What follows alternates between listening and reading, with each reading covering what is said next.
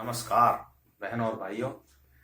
समाज के ज्ञान के सामाजिक ज्ञान समाज शास्त्र के ज्ञान के गंगा में आपका स्वागत है। और हमारी जो सामाजिक विषय की जो चर्चा चली हुई है वो चली हुई है परिवार और समुदाय विषय पे हमारी चर्चा चली हुई है। और हमारा 2 वीडियो इस पे बन चुकी। पहले में बताया था परिवार क्या है, दूसरे में परिवार के स्वरूप।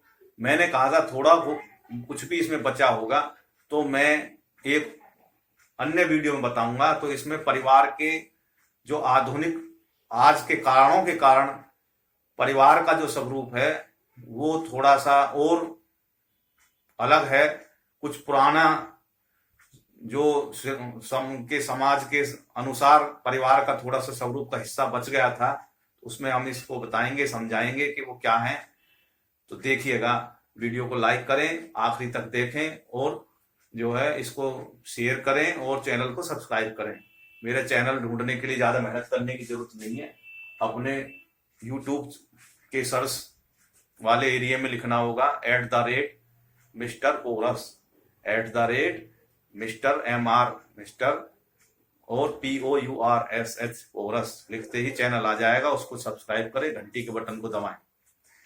देखिएगा, तो मैंने जैसे आगे बताया तो परिवार में एक नया निकल के आया विस्तारित परिवार। विस्तारित परिवार में क्या होता है कि ये संयुक्त परिवार का आगे बढ़ा हुआ स्वरूप होता है, जिसमें संयुक्त परिवार में चाचा ताऊ का जो नाते पैदा हुए, दादा दादी और परदादा परदादी के नाते तक जब परिवार पहुंच जाता है तो उसमें चाचा का जो फैमिली है, ताऊ की जो फैमिली है वो अलग घर में रहने लगती है। यानी कि एक बड़ा अहाता होता है और उसमें उनके अलग अलग चूल्हे भी, मान लो खाना भी अलग अलग बन रहा। सही, चाचा ताऊ वे जो है अलग मकानों में रहते हैं, अलग अलग उसमें रहते हैं। एक ही मकान में ना रह के बगल बगल में ही मकान उन्होंने बना लिया जगह की, उसकी वजह से कि भाई इतना परिवार को एक मकान में नहीं है तो अलग अलग मकान बना लेते हैं और उसमें वो रहते हैं अपने अपने परिवारों के साथ में। ताऊ की फैमिली अलग है, चाचा की अलग है, लेकिन वो पास पास में ही रहते हैं। और जब कोई घर का काम जिम्मेवारी आती है, कोई घर में कोई फंक्शन होता है या घरेलू काम है, खेती बाड़ी का काम है, तो ये चाचा ताऊ के जो फैमिली है ये भी उनके साथ मिलके आपस में मिलके सहयोग से काम करते हैं। कोई फंक्शन होता है, कोई लेना है देना है, तो उसमें कोई संकट आता है तो ये साथ इकट्ठे ही परिवार वाले जो है अलग अलग रहकर भी एक साथ सहयोग करते हैं। ऐसा परिवार विस्तारित परिवार कहलाता है, उसी को कहते हैं कुटुंब। पुराने समय में इसके लिए शब्द का प्रयोग किया जाता है कुटुंब। भाई कुटुंब बहुत बड़ा है उनका, तो उसको कुटुंब बोलते हैं। तो इसमें कुटुंब में भी क्या है, जिम्मेवारी रहती है, एक दूसरे की देखभाल करते हैं, निगरानी करते हैं बच्चों पे, कमजोर जो भी सदस्य होता है तो उसको कुटुंब बोलते हैं। तो एक तो ये रह गया। एक है एकल अभिभावक परिवार। ये क्या है, आज के जो विकृत परिवारों में जो विकृति आई उससे इसका जन्म हुआ, वो है एकल अभिभावक परिवार। इसमें क्या होता है कि माता और पिता में आपसी में झंझटबाजी हो गई तो वे सेपरेट रहने लगते हैं। तो वे जो बच्चे जो रहते हैं वो भी बट जाते हैं।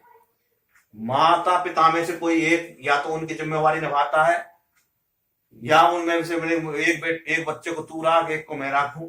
तो ऐसे जो परिवार हैं जो बने, जिसके में माता पिता में से केवल एक ही बच्चों के साथ में रह रहा है, उनको कहते हैं एकल अभिभावक परिवार। कारण जो भी हो उनमें, इस विषय में नहीं जाते भाई उनके टूटने के परिवार के क्या कारण थे, ये बड़ा लंबा विषय है। तीसरा जो है वो है पुनर्निर्मित या मिश्रित परिवार। अब ये कौन से हैं पुनर्निर्मित और मिश्रित परिवार? इनमें ऐसा होता है कि दो जो पुरुष और स्त्री हैं, या तो उनमें से दोनों का तलाक हो गया हो और उनसे बच्चे पैदा हुए हैं। एक माँ अपने अलग बच्चों को लिए हुई है, बाप अपने अलग बच्चों को लिए, जो जिससे है, और वे किसी से उनका तलाक हो गया या किसी की पत्नी मर गई या पति मर गया। उसके बाद में उनका किसी और के साथ में जुड़ाव हो गया और उनकी शादी हो गई, पुनर्विवाह हो गया।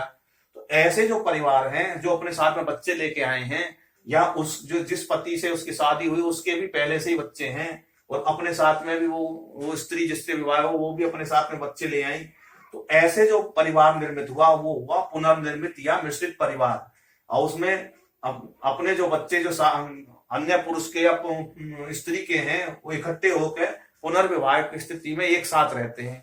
तो ऐसे परिवार को कहते हैं पुनर्निर्मित परिवार या मिश्रित परिवार। एक नया आज के ट्रेंड में एक नया ट्रेंड चला है लिव इन रिलेशनशिप। अब लिव इन रिलेशनशिप में संबंध में क्या है, बिन फेरे हम तेरे, यानी कि ब्याह शादी कुछ नहीं, मर्जी से एक दूसरे से लगाव हुआ और कहने लगे भाई तजर्बा ले लेते हैं। वो एक्सपीरियंस के आधारित वो शादी करते नहीं, जिम्मेवारी शादी करोगे तो जिम्मेवारी आएगी, वो जिम्मेवारी से बचने के लिए बिगड़ शादी के ही एक दूसरे से अंडरस्टैंडिंग के हिसाब से एक कमरा ले लिया, मकान ले लिया, वहीं लेके अपना छर्रे उड़ा रहे हैं। ऐसे जो परिवार, ऐसे जो वो है वो समाज के लिए एक नया संकट भी खड़ा कर देते हैं। मैं तो शत्रु ही कहूंगा, समाज के शत्रु हैं वे इस प्रकार की जो हरकत करते हैं। उससे क्या है कि सामाजिक ताना बाना छिन्न भिन्न हो जाता है और समाज में जिम्मेदारी का एहसास नहीं रहता और एक नया संकट पैदा हो जाता है। उसके बाद में वे भाग जाते हैं और एक दूसरे को छोड़ के या एक दूसरे में से किसी को मार देते हैं। ऐसी दुनिया भर की घटनाएं समाज में होने लगी हैं और सरकार के लिए भी संकट का कहते हुए नया कानून बनाओ इनके लिए, और समाज में एक अंधकार वाली बात वो पैदा करते हैं, यानी कि एक जुल्म ढाने वाली या प्रवृत्ति बच्चों में भी, और समाज के जो और बच्चे होते हैं वो भी देखा देखी ये हरकत करने की कोशिश करते हैं। तो क्या है कि समाज में जो नैतिकता का पतन होने लगता है इस विषय से, और समाज में बिखराव और गहर घनघोर अंधकार छाने के संकट हो जाते हैं। तो ऐसे जो विकृत भरे हुए जो एक नया स्वरूप है वो है लिव इन संबंध। लिव इन संबंध में ना तो वो जो उनसे दोनों महिला और पुरुष हैं उनके जो बच्चे पैदा हुए और कुछ देर बाद में वो टान ठंडी का ठा के भाग गए, तो उन बच्चों की जिंदगी बर्बाद होती है। कहां से उनका क्या है, वो कोर्ट कचहरी में जाते हैं। हालांकि कोर्ट ने ये कह दिया कि उनकी मजबूरी भी थी कहने की कि भैया ये तो लीगल कहलाएंगे, और भाई लीगल नहीं कहोगे तो क्या कहोगे उन्हें, हराम की औलाद थोड़ी कही जा सकती है। मतलब ये मुझे भी कहते हुए शर्म महसूस हो रही है। ऐसी बातें मतलब जो है वो ठीक नहीं है, भारतीय परिप्रेक्ष्य में वो ठीक नहीं है। विदेश में तो वो पहले से ही चले आ रहे थे, क्योंकि वहां पे तो बच्चे पैदा हुए और भाग गए, बच्चे बेचारे अनाथ की जिंदगी जीते हैं।